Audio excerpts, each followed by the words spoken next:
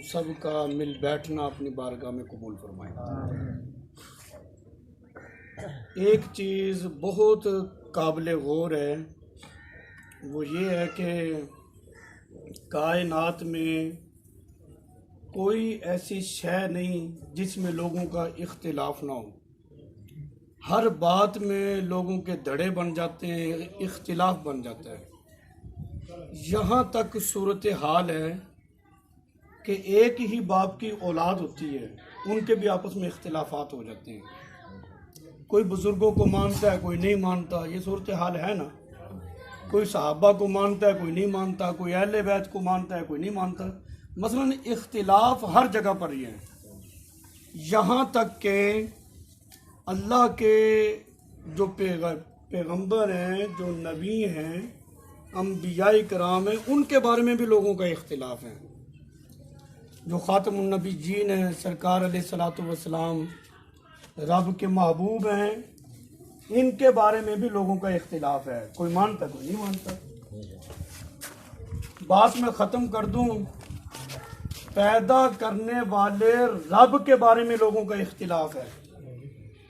बाज़ वो लोग हैं जो अपने रब को मानते हैं और उसकी बारगाह में जाके सर झुकाते हैं। बाज़ वो हैं जो मुशरिक हैं, जिन्होंने रब के मुकाबले में अपने अलहदा बुत रब बना रखे हैं।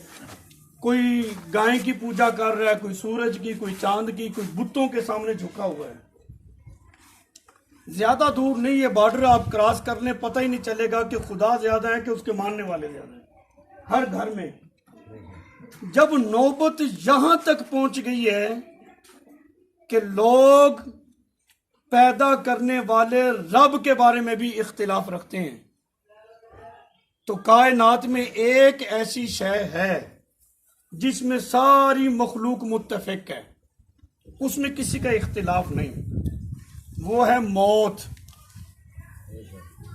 इंसान किसी भी मजहब से तल्लुक रखने वाला है, वो मुस्लिम है, गैर मुस्लिम है, कुछ भी है, लेकिन सबका इस बात पर इत्तिफाक है कि आखिर मौत है, आखिर मरना है। यहाँ पर मैं अपने नाज़रीन को एक मैसेज देना चाहता हूँ। ऐसी हकीकत जिसमें किसी को इख्तिलाफ नहीं, हम सब समझते हैं कि ये आनी है, आखिर इस दुनिया से जाना ही है। ऐसी अटल हकीकत जिसमें किसी का इख्तिलाफ ही नहीं, तो फिर इससे हम इतने गाफिल क्यों हैं?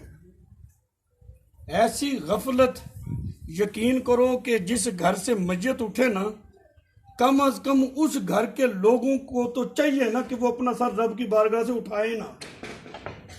उसके लिए ये गनीमत है कि बच्चा घर से रुखसत हुआ है, वो अपने दूसरे मकाम पर मुंतकिल हो गया। क्या ख्याल है उसकी जगह पर अगर हम होते तो हमारी तो ये मोहलत ख़त्म हो गई थी ना नेकियों करने वाली। जैसे ही मौत आ जाएगी, क्या बंदा उसके बाद भी कोई आमाल सालेहा कर सकता है? तो ये जहां दूसरी सूरत हाल है, दुख तो होता है एक अजीज जब रुखसत होता है, लेकिन साथ साथ हमारे लिए एक बहुत बड़ा पैगाम ये मौत छोड़कर जाती है कि जैसे ये जा रहा है, कल को तूने भी जाना है। हम अपनी आखिरत के बारे में सोचें, अपनी कब्र के बारे में सोचें। मौला अली पाक रज़ी अल्लाह ताला अन्हु का कौल मुबारक है। आप फरमाते हैं, मौत का एक झटका 300 तलवारों के जख्मों से भी ज्यादा सख्त होता है। हमने मौत को बस समझा होना, बस आ जाएगी तो देखी जाएगी। देखी कैसे जाएगी? इतनी सख्त हम रखते, कांटा चुभ जाए तो वो तकलीफ बर्दाश्त नहीं होती।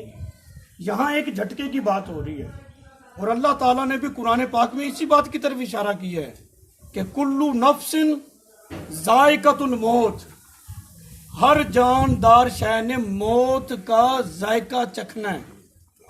और जायके आप समझ रहे हैं कि दुनिया में हम जो अशिया इस्तेमाल करते हैं, हर चीज़ का जायका मुख्तलिफ होता है।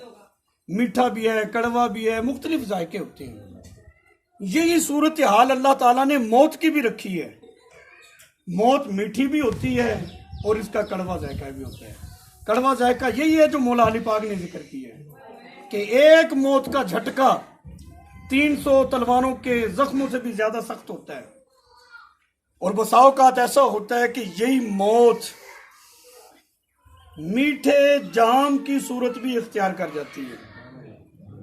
बहुत सारी रिवायात हैं, मैं इमाम जलालुद्दीन सयूती रहमतुल्लाह अलैह की हवाले से जिक्र कर देता हूँ। आपने फरमाया कि जब बंदे का आखिरी वक्त आता है, मलकुल मौत अलैहिस्सलाम से पहले 500 फरिश्ते उस बंदा मोमिन के पास आते हैं।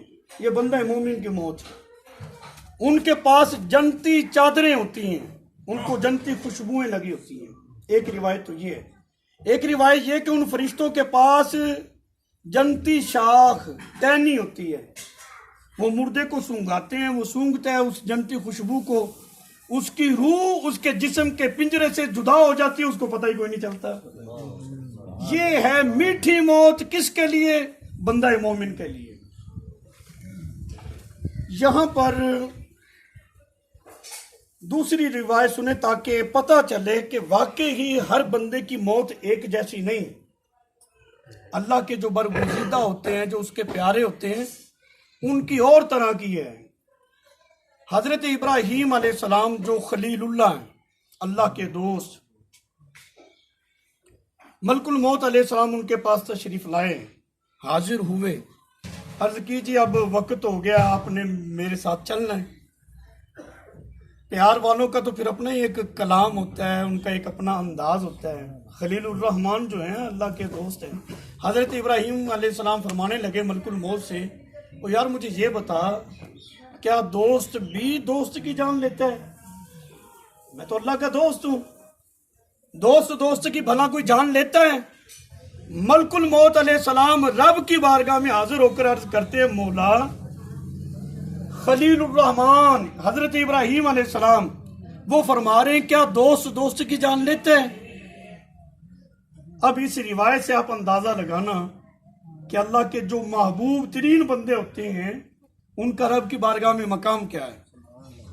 अल्लाह ताला ने फिर जो जवाब इरशाद फरमाया ना, वो जवाब भी लाजवाब था।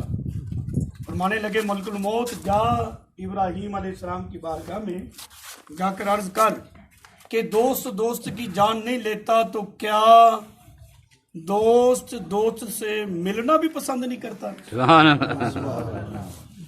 जब ये बात हुई ना तो हजरत इब्राहीम अलैहिस्सलाम फरमाने लगे फिर ये दोस्त अपने दोस्त से मिलने के लिए बड़ा बेताब है, अब जरा जल्दी करो। तो हर बंदे की मौत एक जैसी नहीं होती है।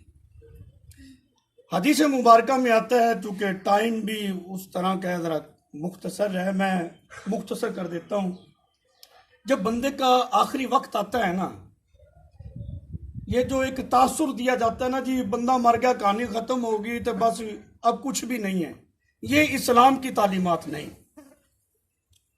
मौत कहानी खत्म करने के लिए नहीं आती, मौत तो एक जगह से दूसरी जगह मुंतकिल करने के लिए आती है। और इसका सबूत हदीस मुबारका से कि जब बंदे का वक्त आखिर आता है और फरिश्ता उसकी रूह को लेकर जा रहा होता है, अक्सर आपने देखा होगा आंखें जो है बंदे की आसमान की तरफ लग जाती हैं, वो ऊपर को देखता है। हदीस मुबारका में आता है कि वो बंदा देख रहा होता है, बंदा मोमिन, और ये कह रहा होता है कि वो फरिश्ता मेरी रूह को लेकर जा रहा है। बंदा मर गया, कहानी खत्म हो गई, तो वो देख क्या रहा है? फिर वो फरिश्ते को क्या देख रहा है और ये कलाम क्या कर रहा है? वो कलाम हम सुन तो नहीं सकते, लेकिन हदीस रसूल है कि वो ये चीजें देख रहा होता है। दूसरी बात, ये भी हदीस मुबारक है। हदीस बाद में आता है कि जब मैयत को गुस्ल कफन देकर लोग उसकी चारपाई को उठाते हैं ना कब्रिस्तान ले जाने के लिए, मैयत है अगर नेकोकार की, तो वो मैयत लोगों से कलाम करती है और उनसे कहती है यार देर क्यों कर रहे हो, चलो जल्दी ले चलो। ये उसका तकाजा होता है। और नेक लोगों की मैयत जो है वो कब्रिस्तान जल्दी पहुंच जाती है। वो लोग लेकर चल रहे होते हैं तो पीछे जो लोग होते कहते पता नहीं इतनी स्पीड क्यों लगी हुई है, हम भाग रहे हैं फिर भी साथ शामिल नहीं हो सकते। ये मैयत का एक तकाजा होता है कि जल्दी लेकर चलो, ताखीर ना करो। अगर मैयत हो किसी गुनाहगार की, स्याहकार की, बदकार की, हदीस के अल्फाज ना हो जिम्मेदार हूं, वो भी लोगों से कलाम करती है और चीखती है, चिल्लाती है, डरती है, घबराती है, कहती है मुझे कहां लेकर जा रहे हो। अच्छा सवाल ये है, मैयत खुश क्यों होती है जब लोग उसको उठाकर चलते हैं, और डरती और घबराती क्यों है? दूसरी हदीस पाक ये है कि जब मैयत को, यानी इंसान जब मरता है ना, मरने से पहले उसको उसका ठिकाना दिखाया जाता है। नेककार को उसका ठिकाना जन्नत में दिखाया जाता है, वो अपना देखता है महल्लात को। जो बदकार होता है, स्याहकार होता है, उसका जो ठिकाना अगर जहन्नुम है तो फिर उसको जहन्नुम दिखाई जाती है। अब आपने इस बात पर गौर करना है, क्योंकि मरने से पहले उसने अपने ठिकाने को देखा। अब चूंकि वो अपने ठिकाने को देख रहा है और ख्वाहिश करता है कि जल्दी ले चलो नेकोकार, और जो बदकार है वो जहन्नुम को देखकर घबराता है, चीखती है, चिल्लाती है वो मैयत कि मुझे कहां लेकर जा रहे हो। अब मेरा सवाल आपसे है, जब हम मैयत को गुस्ल देते हैं, कफन पहनाते हैं, कम से कम 2 कपड़े तो उसके चेहरे पे होते हैं कि कोई नहीं, और एक जो मस्जिद वाली चादर होती है, कलमे वाली जो चादर होती है, वो तीसरा वो हो गया। 3 कपड़े मैयत के मुंह पर हैं।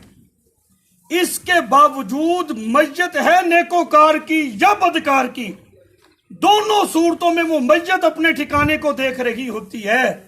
मैं ये कहता हूं, अगर स्याहकार बंदा मौत के बाद अपने ठिकाने को देख लेता है, अगरचे उसके मुंह पर पर्दे होते हैं, 3 कपड़े होते हैं, जब उसकी बसारत को मौत खत्म नहीं कर सकी, तो अल्लाह वालों की बसारत को ये मौत कैसे खत्म कर सकती है?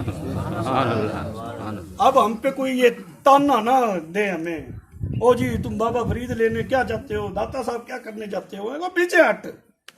ये मौत जब गुनाहगार की बसारत को खत्म नहीं कर सकती, तो अल्लाह वालों की बसारत को कैसे खत्म कर सकती है?